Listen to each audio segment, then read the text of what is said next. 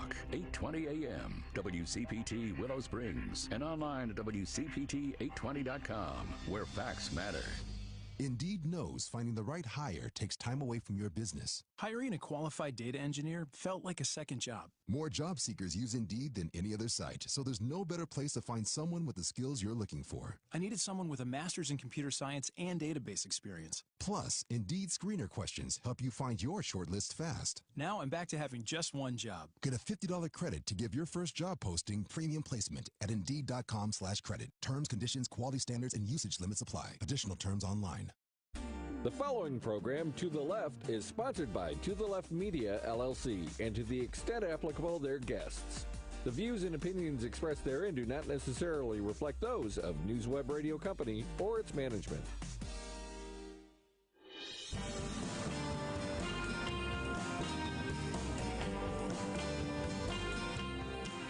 You're listening to WCPT's To the Left with Samina and Shauna. Here's our hosts, Samina Mustafa and Shauna East. Thanks, Lady B. We are back. You are listening to the Left. I'm Samina Mustafa. And I am Shauna East. This week was super quiet, so it's gonna be a real struggle. A real snooze fest. I know. But we're gonna get into all of it. But before we do that, if you are listening on the radio waves, we're on WCPT 820, but you can also watch us on Facebook Live. Hopefully that's going. All of our handles are at To the Left Radio. We are going to have a really exciting show talking about a big issue that's come up in the municipal cycle, which is the parking tickets and city sticker controversies. We're going to have Melissa Sanchez of ProPublica Illinois in later in the show. Very important, very regressive policies that have affected working families in Chicago. So we're going to talk about that. But before that, what's on your mind, Shauna? So can we just highlight Representative Ilhan Omar this week? Sure, let's do that. Okay.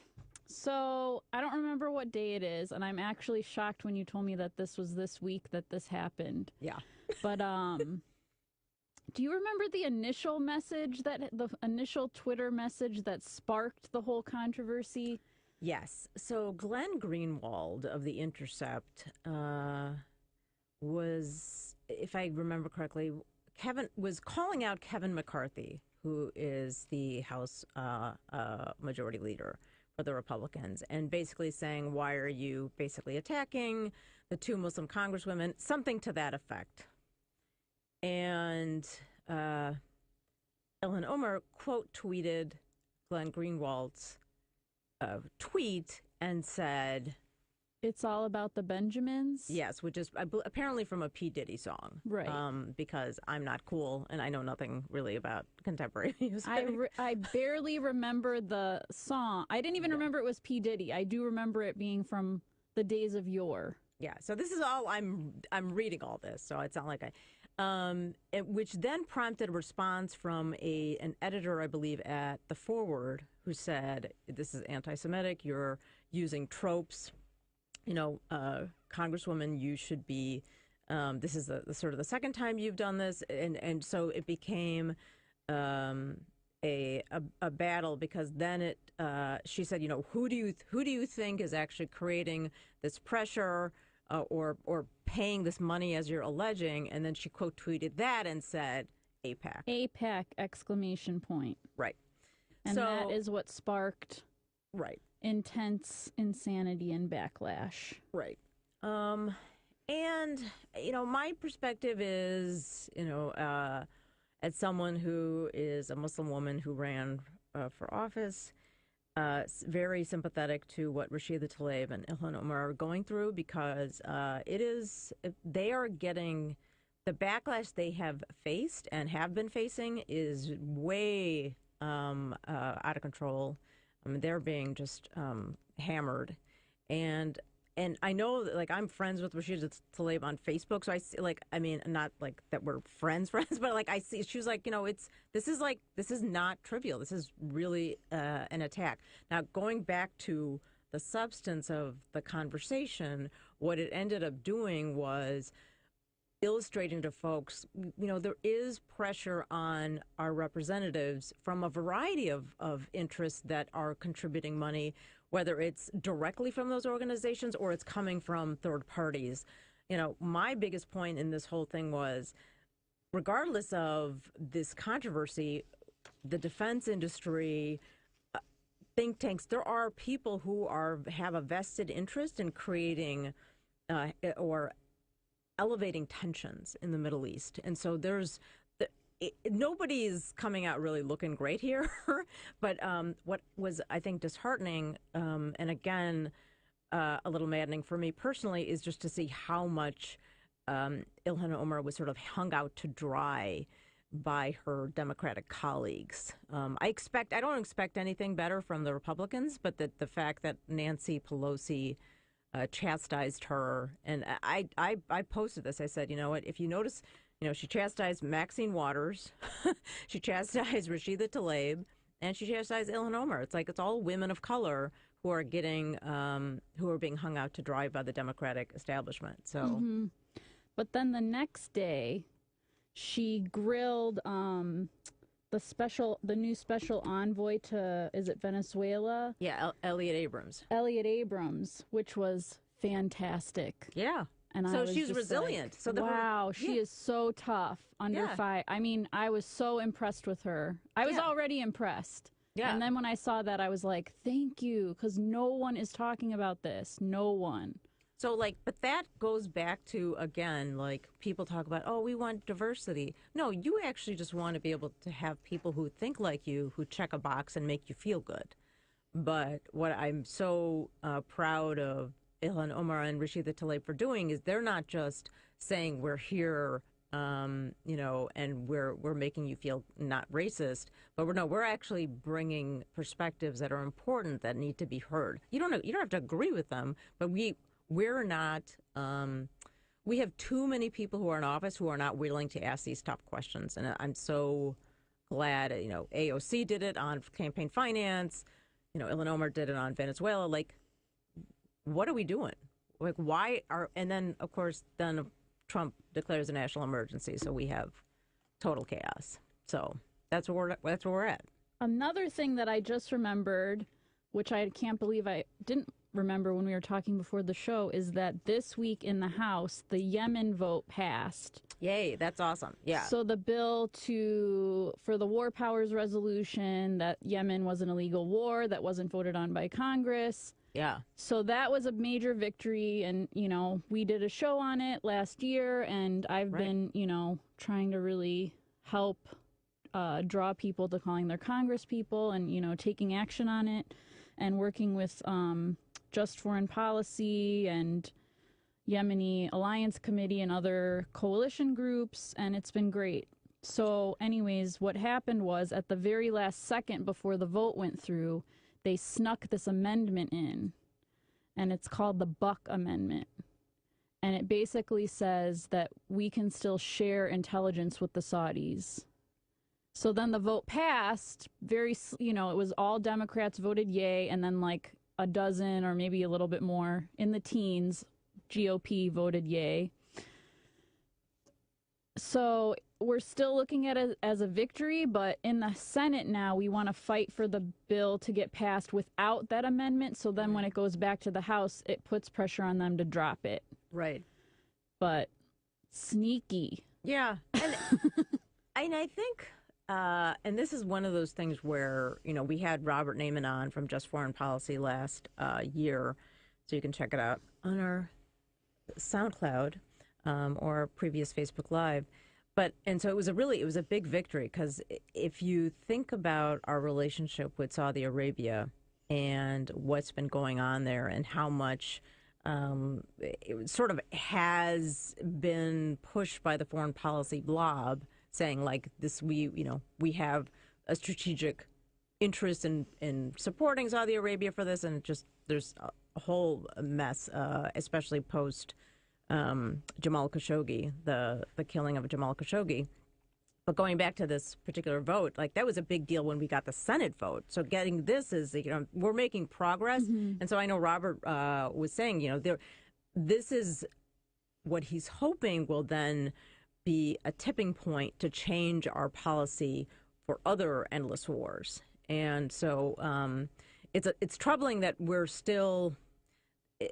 It just speaks to the power of some of these groups and some of these entities that are pushing for us to not have these strong stances. Is that they're figuring a backdoor way to enable this, and so that's the more we talk about it, the more people are aware that's we're complicit. And so it's and I know that we're going to hopefully do a Yemen update in the next month or so. Hopefully, we'll be able to get some other folks to tell us what's going on. Just so you know, Dick Durbin has co-sponsored the Senate bill. Okay. Which is great. With or without the amendment? I believe it doesn't have the amendment now. Okay. So what we need to do is put pressure on him to, stand strong against this amendment. Then Duckworth, I guess the last time this was in the Senate, she voted for the bill, but she won't take a leadership stance and be a co-sponsor because she is basically betting that it's not going to pass. She doesn't want to be on a losing bill. Yeah. So we need to put pressure on Duckworth not only to vote for it, but to be a co-sponsor, because once we show a critical mass of people are in support of it, then that can push other people too. Yeah. But it's only got, I don't remember, low teens in the co-sponsors out of 100 senators. So no, and Duckworth has kind of historically been pretty hawkish, so I don't so I know she needs to be pushed. But let's switch gears. How about we come back to Chicago? What about it? So I don't actually live in that ward, but the 33rd ward. There's a mailer that went out that you got. I did. I live in the 33rd ward. There you go. So it makes sense that you would get that mail. And the incumbent there is Deb Mell. Yes. Who is a member of the LGBT community, which, but then she put out, our buddy Ricardo Gamboa posted something about this and said, posted the flyer and said, I think his term was queer washing. But basically, it was, a really great picture of Deb Mell, and hopefully Anna can post this in our Facebook Live comments. Really great picture of Deb Mell, and then below it, and saying she supports, police funding, and then below it, a picture of Rosanna looking kind of sad. Rosanna Rodriguez Sanchez, who's running against her, saying, Rosanna wants to cut police funding, and it was literally that the light and the dark. I mean, it's it can't be more racist, really. It's a pretty racist trope there. But again, it's one of those cases where when you're part of a marginalized community, there's this assumption oh no, you're not going to do something to marginalize somebody else. But in this case, it seems that is exactly what happened. For sure. And so how did you react when you got it? I just was I get so many. I keep all of my mailers, all my political mailers. I have a file and I study them. I mean, that we're nerds, right? Yeah, we're political nerds, but I'm taking it to the next level with so I added it to my portfolio. But the Rosanna campaign, Rosanna Rodriguez in the 33rd, they're actually seeing it as a plus. And a lot of supporters are saying it's a plus because they don't want to fund the police more. Right. So they're trying to spin it in a positive way. Well, but it speaks to a couple of things. One, it speaks to what Deb thinks is going to sell in the ward, but also that somebody on her team or whoever said oh yeah, this is fine. There's nothing wrong with this. Kind of goes back to things that we've been talking about. Well, pretty much every week on the show, which is how people's sort of unconscious or implicit biases show up in ways, and in some cases with some of these aldermanic races, it's really blatant. There was that episode, we can talk about it, in the first ward. I think we talked about it last week, maybe, Daniel Espada's picture. Did that happen since then? I'm it's all a blur. No, I don't think we did. Maybe we didn't. Maybe it happened subsequently. Okay. But this was in the first ward. The incumbent there is Joe Moreno, Proco Joe Moreno. And his challenger is Daniel Espada, who's actually gotten quite a bit of support from the progressive community. But he had a picture on his Facebook feed, which was he's dressed in a banana costume and then surrounded by people in... It looks like white men, but you only can see the sides of their face. They're wearing monkey masks, like cheap masks from a right, party supply store or something. And then there's a few young African-American kids posing with them for the photo. Yeah. And the backstory is supposed to be that Daniel got a note to meet someplace at some time, and it ended up being a surprise bachelor party, and all of his friends were there wearing monkey masks, and they gave him a banana suit, just some ridiculous. I mean, he seems sincere, but the thing that I'm are you a bit daft is that why is this on your why is this publicly still on your Facebook page? Because Proco Joe is the one who found it. Right. And so again, it goes back to let me frame this for folks. So Deb Mel, who's part of the machine, the Mel machine, the Chicago machine, does this, and we're kind of okay, we're not happy about it, but we're okay, we expect a machine candidate to pull something. But when it's somebody who's sort of on the progressive side, you're oh wait, we would want to have there be a little bit more sensitivity to race issues or be awareness. And I'm just, spoiler alert, we don't. We have an issue with racial understanding and equity and inclusion, and in some ways, I am glad we're talking about it, because I feel like more folks need to realize that this isn't something that's unique to Republicans. It's not unique to the right wing. It is something that is pervasive. And so the more I'm not happy about it, I think it reflects poorly on him and his campaign. But I think it's something that needs to be addressed, because we've talked about it when it came to, staffers on campaigns or harassment, or just being marginalized as a staff person, or how you're treated as a candidate of color. So all of it sort of comes together. And I think, between these mailers and this controversy, it's okay, we have an issue on our side. How are we going to deal with it? And I know we're coming up on our first break. We're about to take a break, but one thing that you reminded me of is what I thought when I got the Deb Mel, Rosanna Rodriguez mailer, was that Deb Mel is preying upon the fears of the white women and moms in the community, basically saying this brown person is going to cut your funding and you're going to be less safe and your kids are going to be less safe. Right. Is what I got from it. Oh, yeah. That's exactly the message. So on that note, it's racism, y'all.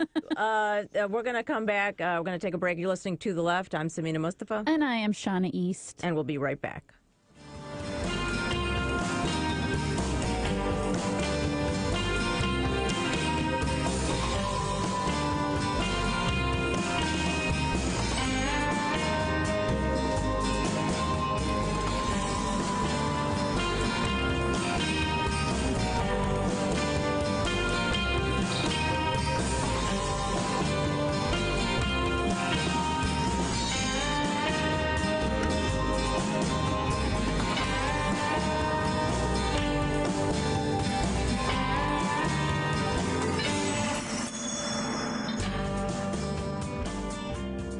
I'm Samina Mustafa. I'm Shauna East. We're producing a show on WCPT Sundays at 1 o'clock. What should we call it? How about Smash the Patriarchy? I like it, but that's a lot of pressure. What about left-leaning ladies? What about woman-splaining? Yeah, but what about when we have guys on? What about Madigan's worst nightmare? I think it's enough attention. I got it. To the left. I like that. That could work. Tune in to The Left with Samina and Shauna on WCPT 820, Sundays at 1. I'm Samina Mustafa. I'm Shauna East. We're producing a show on WCPT.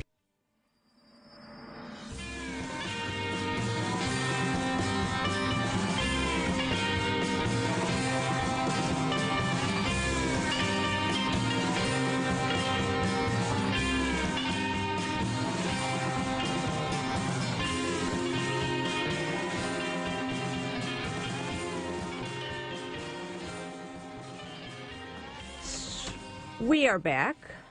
You are listening to the Left. That's our fearless producer there, Lady B. Hello, Lady B. How are you? Good. How are you? Hi, Lady I'm B. doing great. Hi, Shauna. Miss you. Miss you guys.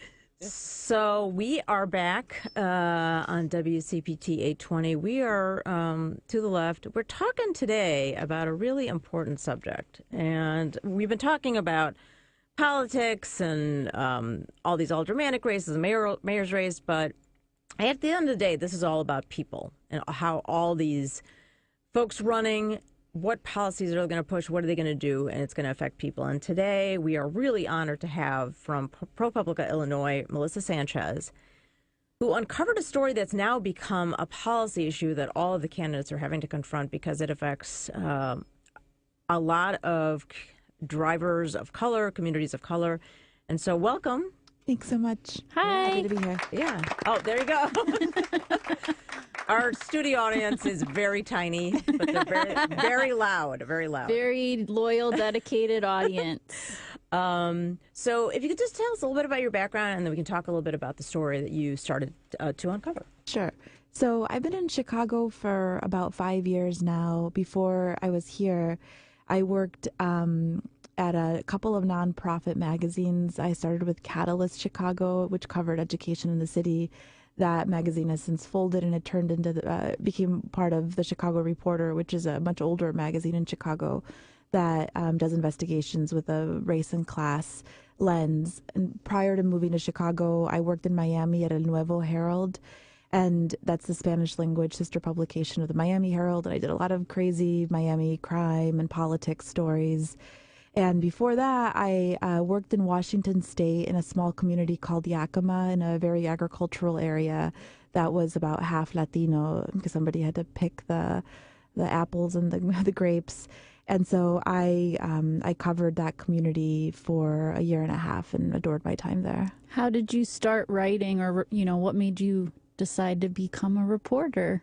I was lucky in a lot of ways. So I'm from Detroit, but my parents moved us out when I was a kid, and I went to schools in a really white middle class community, and I had access to good journalism teachers. There was journalism programs in my schools, and I'm saying this now because I think about the kids in CPS who don't have this at all. Mm-hmm. But I had really great teachers who encouraged me to write, even though I was really terrible at it. But I thought I was great, and so I did a lot of internships in college, and I just really realized that it's not so much the writing that I like, but the reporting, doing internships in places like Lexington, Kentucky, where I helped another reporter do stories on a domestic violence shelter that was covered in mold and had really bad, living conditions for families.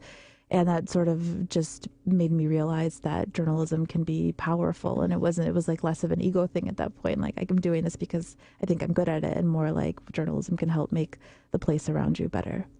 Yeah. And the perfect segue, because we want to talk about the story that is now getting more attention, fortunately, in this mayor's race and the aldermanic races. And it's the issue of city stickers and tickets. And you started down this path. Your beat typically has been immigration at ProPublica, and you kind of got drawn to this because you uncovered some bankruptcy. So talk about that. So I started at ProPublica just after Labor Day in 2017, and I had just had a kid, and I was totally unprepared to work. My brain wasn't working, and I was trying to look for stories on immigration and labor.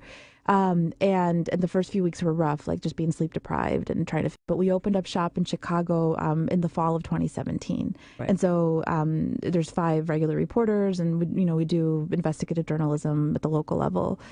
And so I had just started, and then one of my colleagues in the New York office, Paul Keel, had done a big investigation into bankruptcy nationally and how, looking at data and focusing mostly on the South, he saw that the type of consumer bankruptcy that Black people were choosing is Chapter 13, and that type of bankruptcy does not usually end well. So when you file for bankruptcy, you think that you're going to get your debts relieved and you can move on with your life. But that doesn't really. The other type of bankruptcy for regular people is Chapter 7. And that one, you do all the paperwork, file it, and then you're done within a couple of months. There's no 5 years worth of payments. But the reason people don't file for 7 often is because you have to pay a big upfront fee of like $1,000. And poor people don't have that money. And Chapter 13 you can do for no money down. So he'd done this big project nationally, and he wrote an aside in that Chicago. He focused on the South, but noted that in Chicago, something weird was going on, and the number of Chapter 13s was really, really high. And there had been one academic study that pointed to the fact that one of the common debts in Chapter 13 bankruptcies here was debts to the city of Chicago, and usually for tickets. So I started ProPublica, and I'm looking for a story on immigration or labor, which is kind of like my babies, what I've always wanted to write about.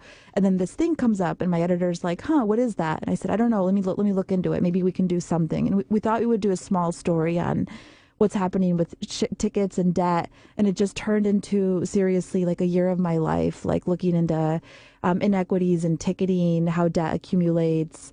I learned a lot more about bankruptcy than I ever thought I would. But could you talk a little bit about how how you discovered, how is the data collected on this and how you put it together? Sure. There was a lot of data involved. So first, with the bankruptcy system, you can't just go online and download bankruptcy data. There isn't a place to do that.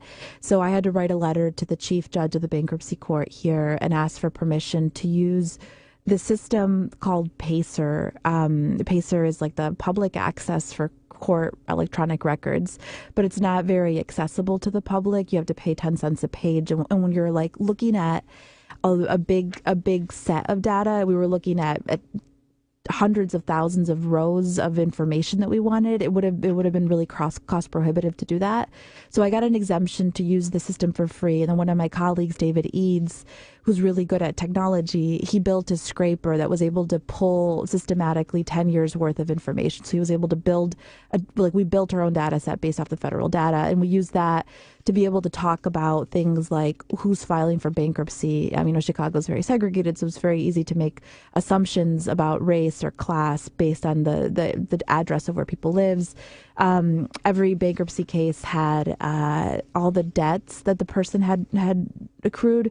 And so we were able to build different data sets with all of those creditors, is what they're called. And then we could isolate the creditors that were City of Chicago and that looked to be like City of Chicago for parking tickets. And so for months, that's just part of the data. The other part was, that's kind of at the end of the story, people file for bankruptcy, but at the beginning of the story, people get tickets. And so I worked with the City of Chicago and filed a number of records requests to get massive data sets. We got ultimately, I think, 80 million records worth of tickets issued over the past 20 some years. And so these are parking tickets, since camera tickets, since 96. And so we've gotten those in waves. For the very first story, we only had 10 years worth of tickets. And so we use that data to map out where the tickets were issued, where the tickets that had outstanding debts were issued. I was really interested in what happens when tickets go unpaid, they double, then there's a 22% collection fee added on, and poor people wind up having more debt because they couldn't pay them in the first place. And so to be able to make more sweeping statements about who's getting ticketed, how frequently and where, what types of tickets different kinds of people are being issued, I use that ticketing data. And there's more and more and more data, but that it was the bankruptcy stuff and the tickets that kind of helped tell that very first story and got us set to tell stories for the rest of the year. Yeah, and when you started uncovering this information, you also found that there was another reporter working on this story sort of at the same time at WBEZ. So we published that story, this first story about a year ago now on bankruptcy and debt and kind of the big picture, what's happening with all of this. And in the City of Chicago, they have public websites where you can see who's filed FOIAs to the different departments. So I was often in the finance department filing FOIAs for different sets of ticket data. And I had noticed a guy at BEZ named Elliot Ramos had also been filing for some ticket data. And part of me was like a little bit afraid that maybe he was working on this kind of story too. And I didn't want to get beat because I just put months into this thing. And so we did our story. And then Elliot, I never had met him before. And Elliot, a couple of days after that first story ran, just sent me this very sweet email saying, like, really great work. Like, I've been working on a lot of towing stories over the past few years. Like, I have this, and this in case it's useful to you. Like, happy to be friends. And we ended up meeting and sharing ideas and deciding to work together a few months later on a number of stories. So that's great. Can you just talk about sort of the volume in the numbers that you discovered? Just like the different, I was reading some of your stuff, and it's talking about people who lost their licenses for unpaid tickets, what neighborhood, talk about some of the volume. So big picture, the city of Chicago issues something like 3 to 4 million tickets a year of all these kinds of tickets that we're talking about, tickets associated with your car, parking tickets or camera tickets are the big ones. And not all of them get paid, but the city does bring in a lot of revenue from those tickets that do get paid. And I'm talking just about the tickets, not about if your car gets towed or there's other things that get come afterward. The city brings in, I'm going to forget the number now, something like $264 million in tickets, in those ticket payments a year. And that ends up representing 7% of the city's operating budget. So that's really significant. And that's just one type of, there's only one category of, what we could consider a penalty or a fine or a fee. There's others like, your water bills or the towing stuff that I'm talking about. But so just tickets bring in, they're really significant. And over the past decade, the city has expanded its camera program so that there's more of that. But at the same time, there were fewer tickets being issued per year. So there's kind of like a decline in parking tickets, but an expansion in the camera tickets. And that's kind of evened out. And the city has had all these financial problems, and they've ended up raising the cost of a lot of these tickets. So the one that I've been particularly obsessed with, the sticker ticket, is $200. Mm-hmm. And so if you live in the city of Chicago, you need to have a city sticker on your car that costs between $87 and $130 a year. But if you don't pay for it and you get caught and they put a ticket on your car, that's $200. And with late penalties, that can grow to $488. And so the reason that people can accumulate a lot of debt is if you get hit with 2 or 3 or 5 of these, let's say, and you don't pay them off right away, you're quickly owing the city a few $1,000s. And so when you have 2 unpaid tickets, the city can boot your car or tow it, and then there's more fines and fees added to that. When you've accumulated 5 unpaid camera tickets or 10 unpaid parking tickets, the city can get the state to suspend your driver's license. And this happens I think 21,000 times a year is how often they ask the state for a license suspension. And often, if you do get a notice that the state's about to suspend your license because of tickets, if you can afford to, you'll get on a payment plan, you'll pay them, and you'll avoid that. So about a third of people can avoid that.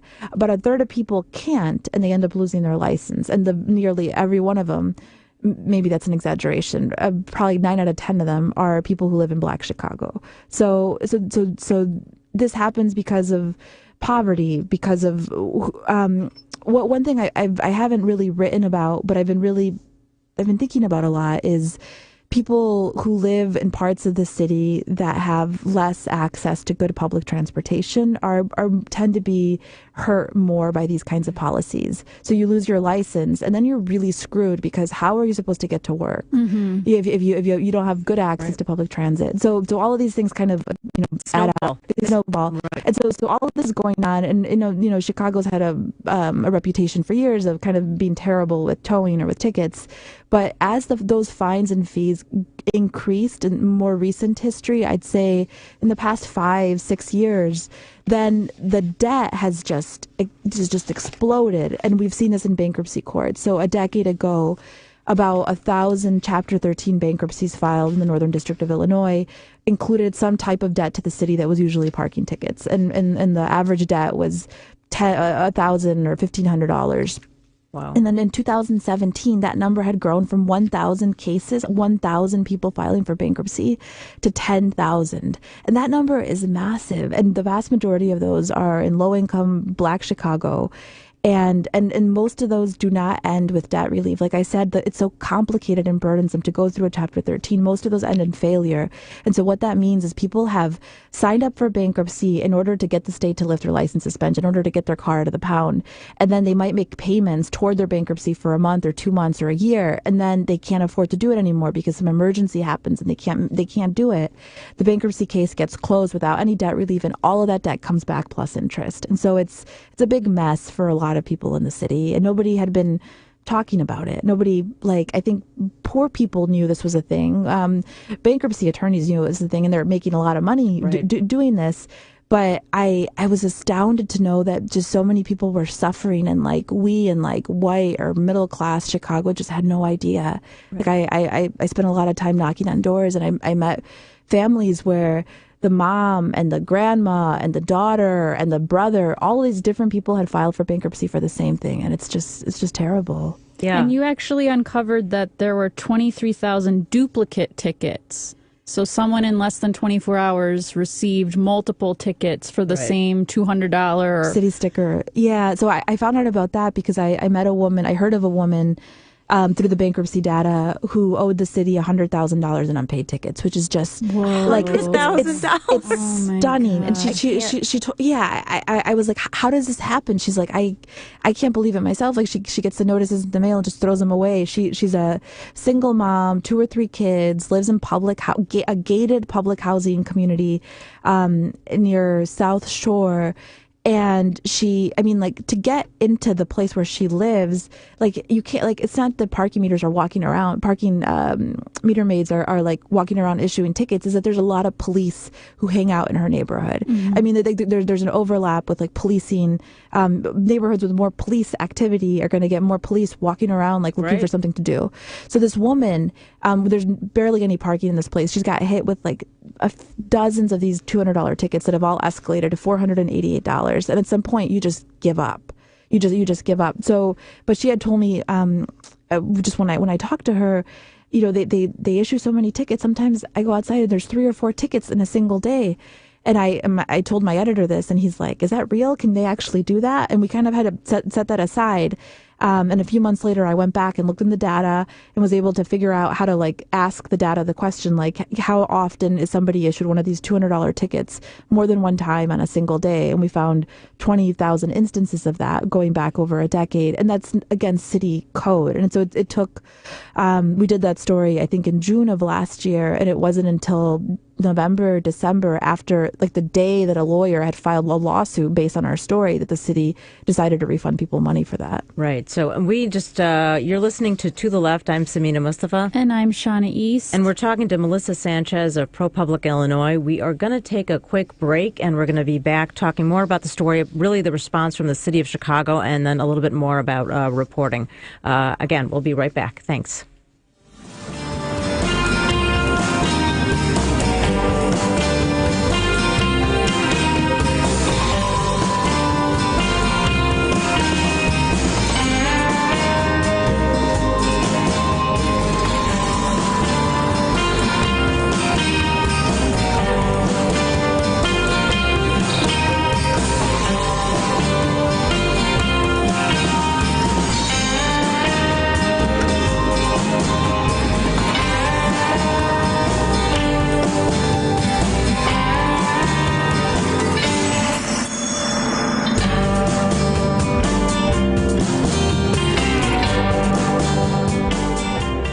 I'm Samina Mustafa. I'm Shauna East. We're producing a show on WCPT Sundays at 1 o'clock. What should we call it? How about Smash the Patriarchy? I like it, but that's a lot of pressure. What about left-leaning ladies? What about woman-splaining? Yeah, but what about when we have guys on? What about Madigan's worst nightmare? He gets enough attention. I got it. To the left. I like that. That could work. Tune in to the Left with Samina and Shauna on WCPT 820, Sundays at 1.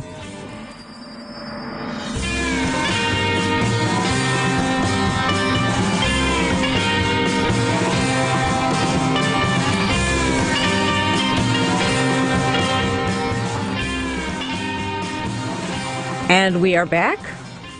You're listening to the Left on WCPT 820. I'm Samina Mustafa. I am Shauna East. And you are watching us on Facebook Live, or you're listening to us on WCPT 820. Or maybe it's the future and you're listening to us on SoundCloud or iTunes. Oh, my God. Or the TuneIn app. Technology is amazing. So we are talking about a really important issue, which is the bankruptcies and related to parking tickets and red light tickets and city sticker tickets that are happening in the city of Chicago, really a regressive policy, and something that Melissa Sanchez of ProPublica Illinois uncovered. I'm really happy to have her here to talk about this. It's a really important issue.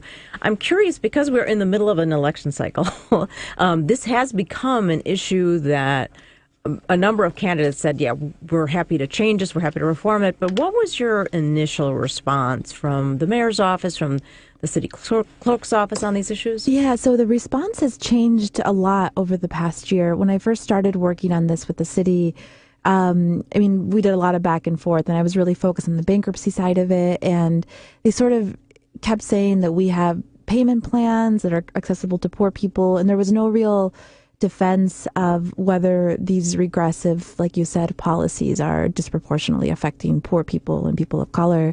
No acknowledgement of that.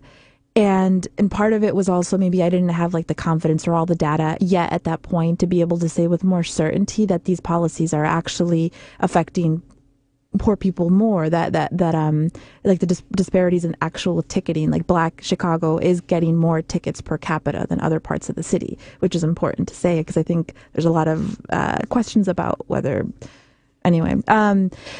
So initially, the response was really by the book, we have programs for poor people, that's it. But then as we kept doing more and more stories, we started getting more reaction from unexpected places, actually. The city clerk's office, the city clerk is one of 3 citywide elected positions. Ana Valencia, her office got really interested after a story that we did that showed that the former city clerk was partially responsible for one of the price hikes. And we should remind folks who that is. That was Susana Mendoza. Yeah, Susana Mendoza. Yeah, so while she was city clerk, Ron was trying to bring in revenue anywhere he could, and she had suggested, let's raise the cost of the city sticker ticket from $120 to $200. So I don't know if it was a result of seeing her predecessor being involved in a decision that ended up having consequences that nobody foresaw at the time, that she offered to try to help in the way that she could. And so at first it was very piecemeal, we'll do 4-month city stickers and that will help people get into compliance but pay only a third of the cost at a time. So same cost, it's just divided. Yeah, so it's not a payment plan. A payment plan for stickers, and which I kind of was all right, whatever. This is one little thing, but it was the beginning. And then after that, one of the aldermen from kind of this area, Villegas, proposed, and he's the only alderman, I should say, from the very beginning when I wrote the first story, whose folks responded and said, we're interested in this, we're looking to see what we can do. So many months later, they come up with a proposal that would cap late penalties, that would make the whole process to get your car to the impound easier, create a payment plan that's based in part on your ability to pay, some pretty progressive policies. He proposes that. Ed Burke, who we all know is champion of the poor. Sorry.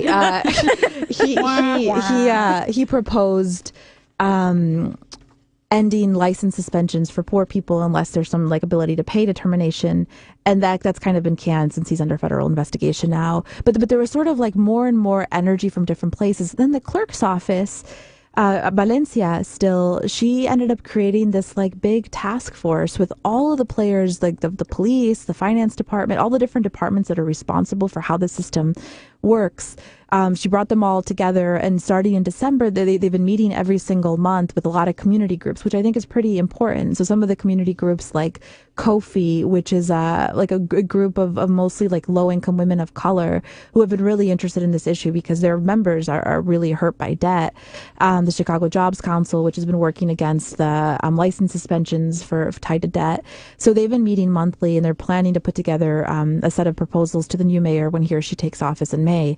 And then all of this is going on, and then the mayoral candidates start one by one talking about this too. We got Amara Enya, who wants to ban the boot. Paul Vallis has been talking about this for months, and just over the past month or so, I'd say all the bigger names like Mendoza, Daily, Preckwinkle, they all started issuing press releases saying we're going to do this and this and this. So we have every single one of the 14, if there's 14 left at this point. Yeah, I believe that. saying that they would take on the issue and make the system less regressive, less painful for the poor. Right, which is, I mean, I just have to really, hats off to you and your colleagues at ProPublica for not only doing this story but pursuing it. And it kind of brings me to another question, which is, Shauna and I have a little pet project here where we rail against the corporate media and how that's sort of like what the show is. It is a challenge. It's a challenge to established media, and I want to really dive. We have a few minutes to talk about the fact that ProPublica is nonpartisan, nonprofit. You're not a daily newspaper. So what freedom does that give you? And talk about the fact that you're able to do these types of stories. It's such a luxury. I feel so lucky to be where I am right now. I don't know if it's because of it's nonprofit, but the basic difference of going from a daily newspaper to a place that's dedicated exclusively to long form investigative journalism, it's just insane. So I remember doing stories in Miami. I would do 2 or 3 stories a day. I was just looking back. We did this story on some Ecuadorian bankers who had stiffed their country of hundreds of millions of dollars and settled in Miami. And we had to do these stories so quickly, in 2 or 3 days, have a big profile on what the hell they were doing in Miami. You just didn't have the time to step back and look at whether they were giving campaign contributions to Marco Rubio or what, which is against the law, whether they were, how they were profiting in the American context, just because we didn't have time. We were breaking our backs, working 12 hours a day to get the paper together. And then here, sometimes the opposite happens where you feel like you have too much time to think about things. But for that first ticket story, I think I spent 5 months on it. 5 months, and that gave me time to get the data, to analyze the data, to learn how to analyze the data. I've had to learn skills I didn't have before coming to ProPublica in order to do the work, to interview people again and again and again, and to have time to go back to the city and be like, look, you told me this last week, but here's what my analysis says, and are you sure this is what you want to say? And giving a lot of time for people to be thoughtful, to correct me if I'm wrong, and it's just incredible. I mean, and being at a nonprofit, I think, is what allows us to do that. I feel really blessed, but it's not just the nonprofit status, because I have worked at other nonprofits, but I think ProPublica has a mission that's more centered on accountability and doing these stories that would not have been done elsewhere. This is not a story that I discovered in some document. This is a story that was happening in the streets of Chicago for years, right, but nobody cared enough or saw it. I mean, there's other outlets that could have covered this, and they didn't. So I think it's giving the time and space to an idea or an issue that people otherwise just didn't have a voice in traditional media to talk about. Right, and you brought up the issue of accountability and transparency, which this information is out there, but it's also, in some ways, you're uncovering how it's costly to actually do that work. 10 cents a page is cost prohibitive for most, an average person would not be able to do this without getting that exemption. Because the other piece that is also sort of behind all this is the issue of diversity in media, and how you, as a woman of color in the media, because they always talk about we want to have this diversity, but there isn't. Not only is there, are we lacking staff, but we're lacking the stories, the perspective. Yeah, no, and I think ProPublica too struggles with diversity. I mean, we have a fairly diverse newsroom, but it's not good enough. It's not representative of the city. I don't think any outlet really. There's very few, if any, that are. And there's definitely not any in Chicago. So, I mean, maybe not so much this story, but for a few months last year, I helped out with a project on the shelters for unaccompanied immigrant minors in Chicago. And it's having me help with that wasn't just it's like not a symbolic thing. And I speak Spanish, and my parents were immigrants. My dad would have been an unaccompanied minor, back 30, 40 years ago, whenever he came. But it's not just that, but it's like, it makes your stories better. So doing, helping do the reporting in Spanish, having like more of a cultural and the personal awareness of some of the broader issues. We translated every single story into Spanish because that was necessary to me to do that, because a lot of the communities impacted are Spanish-speaking communities. But it also it also had results that were not just symbolic. Sources came to us because they saw me on Univision talking in Spanish. Sources came to us with thousands of records because of that. And so, like, the diversity it's so important. And I've never felt like pigeonholed. Like, I spent a year writing about Black people getting parking tickets. Like, that's not, like, I'm not Black, I'm Latina. But I think it's just really important for, like, being able to know what's going on in communities, having like those lines of trust, and people just feel safer sometimes, I think, talking to somebody who looks like them. That's why those immigration stories turned out the way that they did. I don't know what else to say, but I think that all media just need to do a better job of hiring more Black people, more brown people, all the different groups that are missed out in journalism. You're reaching out to communities that have been historically disenfranchised. So yeah, and you've got actually an event coming up talking about the parking ticket story with WBZ. Yep, that's March 4th, I think, at John Marshall, and so it's going to be Elliot and me talking. We're going to do an interview with a guy we know is a firefighter with the city of Chicago who owed the city $20,000 in tickets. And then a crew of academics who are going to talk more big picture about how fines and fees hurt the poor and how municipalities are turning to them to bolster their coffers. And sorry. No, and did you want to talk a little bit, like, just real briefly about some stories that you're working on, or at least the broad themes that you're going to be covering in your next big story? Yeah, so very broadly, like, I did come to ProPublica with an interest in writing about immigrants and workers, so that's what I'm hoping to shift toward this year. And right now I'm working with one of my colleagues on a story that's very broadly about how immigrant families deal with or approach government bodies in Illinois, and I don't feel comfortable saying more than that. Yeah, I know. So we're really looking forward to, because obviously you're doing incredible work researching, and we really appreciate. And what's advocacy. The best way for folks to find all of these articles? Yeah, so they can see the evidence here. Just ProPublica.org, and then you can move around in there. There's a lot of great work that my colleagues are doing. I definitely recommend for Chicago residents checking out the Ticket Trap, because it's like a handy guide that goes through every ward and talks about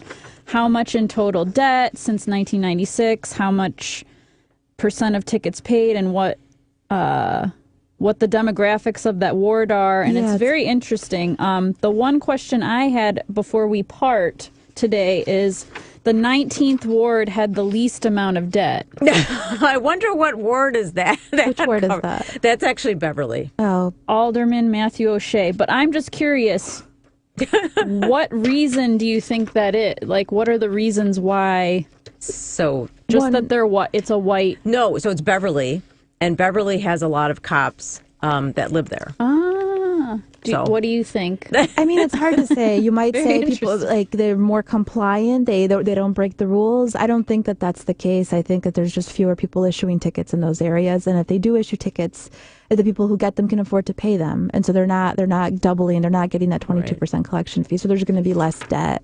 So everyone look at the Ticket Trap and see how your ward ranks. Yeah, and we'll post it on our page too. Yeah. So, but with that, thank you, Melissa Sanchez. Thank you so much. Thank you. It's been fun. Yeah, no, it's been really enlightening. And again, if you are a voter in the city of Chicago, check out to see if your candidate for office, alderman, treasurer, clerk, mayor, is addressing this issue. If economic justice is important to you, make sure they're talking about it. And speaking of economic justice, we have a show kind of going on next next week.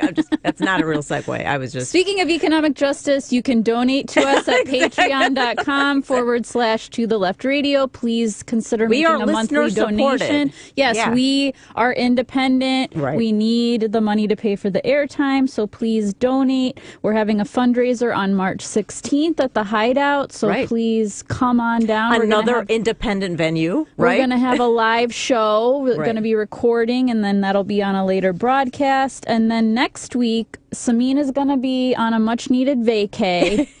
But I'm going to be holding down the fort, and my co-pilot is going to be Ricardo Gamboa from the Houdoisie. You got it. And Ellen Mayer.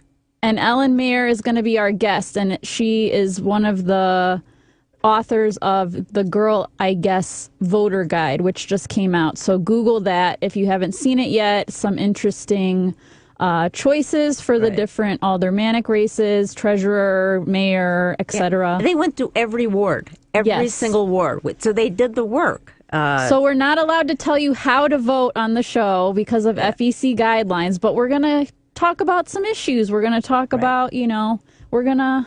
And share resources, right? So we're sharing resources. So listen in if you're going to wait until election day to vote. Yeah, and you're still not sure what's going on. Tune in next Sunday at 1 p.m. to get the skinny. It's Chicago. We have 9 days till election day. I think there's going to be something happening every single day. That's why people are waiting till election day, because they're like, I don't know what's going to happen between now and then. I actually just like to vote on election day. I like going to my precinct and going and actually I've always found that when I vote on election day, I never have to wait. I just waltz right in. It's just too hard when you work, No, I know, but I'll walk in. I'm in and out in 5 minutes. It's so easy. Me too, but I go on a work day after work on early voting. Okay, because we want to just get it over with and. Yeah. Okay. Well, I like to go on election day, and it's partly because when I ran for office, it was kind of nice to be able to go to my home precinct and go and say, you know what, I'm going to see my name on the ballot. I'm not going to see my name on the ballot this time, but I am going to wait. We could write you in for something. No, I don't want. I'm in the 47th ward, and there are 9 candidates running to replace Amaya Pawar, and I am so ready for that race to be over. But I got to say though, nobody's knocked on my door yet. I'm surprised we haven't covered that. We don't have enough chairs. We would need 11 chairs and 11 microphones, Shauna. We don't have that much time. But I will say that it'll be an exciting race. I think there's going to have to be a runoff in that race. All I have to say is please vote. Yeah, please vote. You can register to vote the same day and vote right then and there. But look at this resource. Look at what we're offering here with so much value. So $2 a month. Skip that Reese's peanut butter cup king size. Right. And just send it to us via Patreon because we got to keep the lights on. Okay, so I'm going to see all of you back on March 3rd, right? And I'll be here next week. You'll be here next week. February 24th at 1 p.m. with Ricardo Gamboa and Ellen Mayer. Mayer, yeah. Mayer. Is it Mayer or Meyer? We're going to find out next week. Okay. All right. Thanks, everybody. You're listening to the Left. Bye.